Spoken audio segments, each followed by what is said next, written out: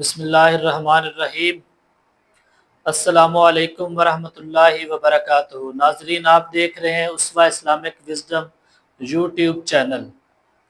Video دیکھنے سے پہلے چینل کو سبسکرائب کر دیں، لائک کر دیں اور شیئر کریں۔ ناظرین، غزہ کی صورتحال اس ٹائم انتہائی ابتر ہو چکی ہے۔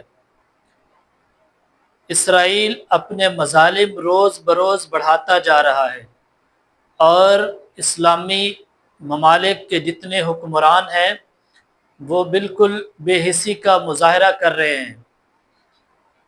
تاریخ میں پہلی بار غزہ میں غذائی قلت کے حوالے سے AFP نے صحافیوں کی زندگی بچانے کی اپیل کر دی ہے۔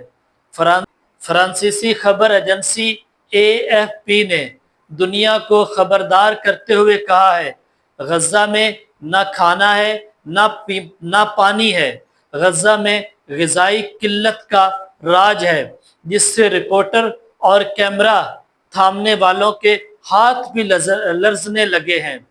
AFP نے غزہ میں اپنے صحافیوں کی زندگی کو لاحق شدید خطرات پر تشویش کا اظہار کرتے ہوئے کہا کہ ان کے 10 رپورٹر کسی بھی وقت بھوک کے باعث جان کی بازی ہار سکتے ہیں۔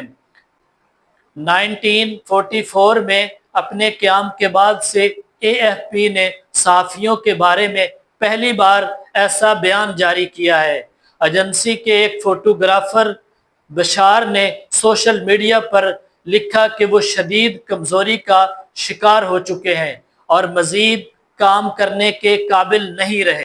غزہ میں فلسطینیوں کی نسل کشی جاری ہے۔ اسرائیل سب کچھ تباہ کر چکا ہے۔ فلسطینی مندوب کا کہنا تھا کہ غزہ میں معصوم بچے بھوک سے مر رہے ہیں اور انسانی صورتحال روز بروز ابتر ہوتی جا رہی ہے۔ انہوں نے عالمی برادری سے مطالبہ کیا کہ وہ اس انسانیت سوز قتل عام پر خاموش تماشائی نہ بنے اور فوری اقدامات کرے۔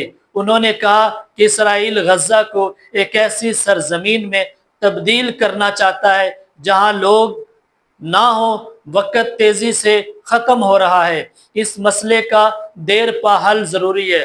فلسطینی اتھارٹی کی حمایت اور 2 ریاستی حل کی عالمی سطح پر تائید کی جانی چاہیے تاکہ پائیدار امن ممکن ہو سکے۔